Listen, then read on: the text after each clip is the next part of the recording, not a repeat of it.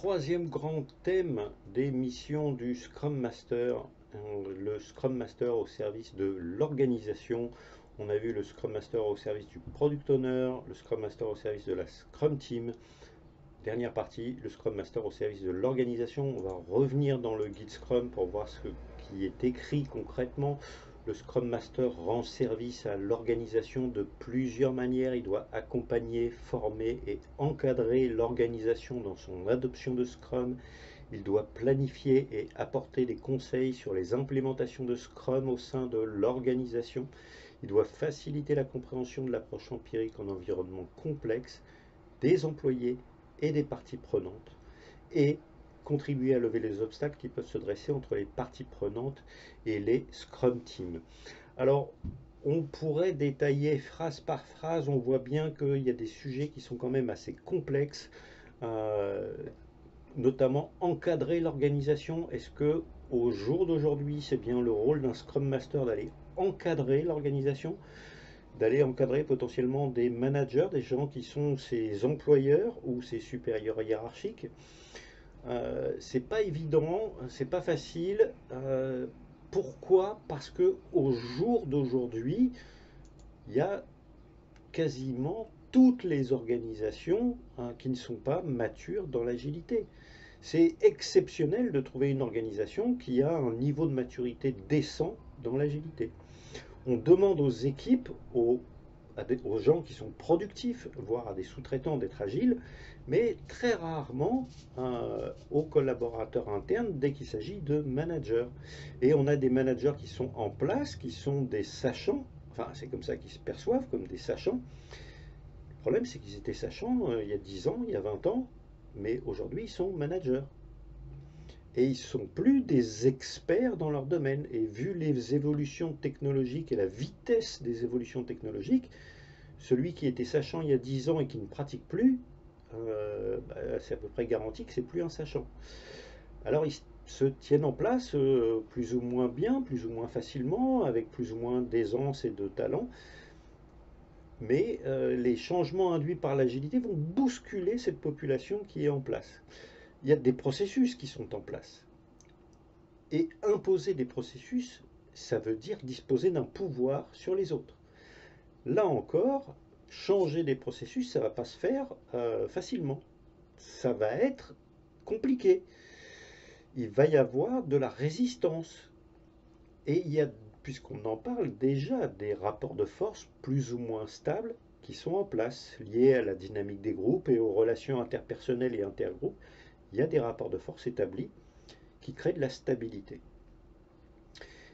Eh bien, le Scrum Master doit amener toute l'organisation à changer, à devenir agile, avec toutes ces contraintes. C'est pas facile et ça se fait pas du jour au lendemain. Et ça ne se fera pas parce que là, on parle de changements sociaux ou sociétaux, comme on veut les appeler. Et ce type de changement, ça se fait pas sur le temps court. C'est pas des quick wins, ça n'existe pas, ça marche pas ça. Et pourtant, c'est ces changements-là qui vont apporter le plus de valeur, c'est eux qui vont contribuer davantage au déploiement de l'agilité. Vous ne pouvez pas espérer avoir des équipes autonomes, responsabilisées, si les managers n'acceptent pas de pratiquer l'empowerment, c'est-à-dire de responsabiliser les équipes, d'arrêter de chercher à être dans le contrôle et le commandement, le command and control, d'arrêter d'être dans le micromanagement. S'ils n'acceptent pas ça, ça va être très compliqué d'avoir des équipes autonomes. C'est même pas possible. De surcroît, dans la plupart des cas, le Scrum Master va être perçu comme un technicien de Scrum, un spécialiste, voire un formateur. Parfois même, malheureusement, comme un fusible. C'est de sa faute si ça ne marche pas. Mais très rarement comme un manager, et alors encore moins comme un leader.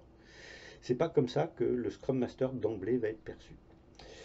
Alors, comment on fait? Qu'est-ce que nous dit le guide Scrum là-dessus? Rien. On a quelques lignes là lapidaires de ce qu'il doit faire, mais alors est-ce qu'il peut faire ça dans ce contexte? On va voir que c'est pas facile, mais que ça se fait. Par contre, il faut prendre son temps. Il ne faut pas bousculer les choses, il ne faut pas bousculer les gens. Il y avait d'ailleurs, c'est dommage que ça ait été retiré dans le Guide Scrum 2020, mais une phrase extrêmement claire dans le Guide Scrum 2017 La transparence, ça ne se produit pas du jour au lendemain, c'est un cheminement. Rendre transparent les artefacts, rendre transparent les process, euh, tout le travail de formation, de persuasion, de changement que ça implique, ça ne va pas se faire du jour au lendemain. Il faut y aller progressivement, il faudra faire un plan, on le verra par la suite, comment est-ce que le Scrum Master peut définir un plan pour accompagner le PO, l'équipe et toute l'organisation à devenir de plus en plus agile. Ça aussi, ça se planifie, ça se travaille. Alors, si on revient sur notre guide Scrum, le Scrum Master rend service à l'organisation, il doit faire de l'accompagnement, il doit accompagner les gens, c'est le premier verbe qu'on rencontre dans les missions. Et ce qu'on va faire, eh bien, on va regarder tous les verbes, toutes les actions que le Scrum Master doit mettre en œuvre pour rendre service à l'organisation. Accompagner, former, encadrer, planifier, apporter des conseils, faciliter et contribuer à lever les obstacles. Voilà la to-do list du Scrum Master au service de l'organisation. Alors ça, typiquement, vous pouvez mettre chacun de ces mots, enfin chacun de ces verbes, pardon, la plupart d'entre eux sont des verbes, sous forme d'éléments que vous allez mettre dans un backlog de produits. C'est votre backlog de produits en tant que Scrum Master. C'est la liste de choses qu'il va y avoir à faire. Et bien tout ça, il va falloir l'affiner. Parce que faciliter, je vais prendre un exemple, faciliter la compréhension de l'approche empirique en environnement complexe des employés et des parties prenantes. On pourrait formuler cette phrase un peu autrement parce qu'elle est quand même pas, elle n'est pas structurée de manière très élégante.